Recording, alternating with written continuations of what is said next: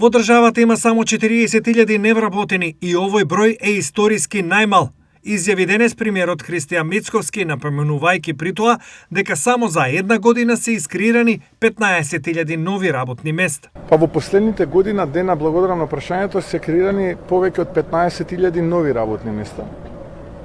И доаѓаме до една состојба која што во моментот е околу 710.000 вработени и под 90.000 невработени, кои што се пријавени.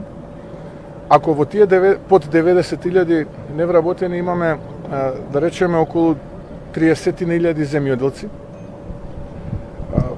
невработените се водат како работоспособно население од 15 до 65, тоа се две генерации, 15 и 16 години средношколци, а средното образование е задолжително.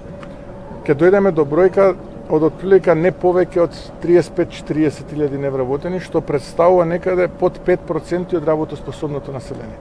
И ова е историски најниско ниво од било кога од кога постои независна Македонија. Овие бројки Мицковски ги објаснува на следниот начин. Значи поголема инвестициска активност, ние 6 квартали поред растеме реално со 3,5%. Ако се погледа номиналниот бруто домашен производ за 26-та, не според владата, не според Христијан, според Меѓународниот монетарен фонд, ќе биде околу 22 милиарди долари.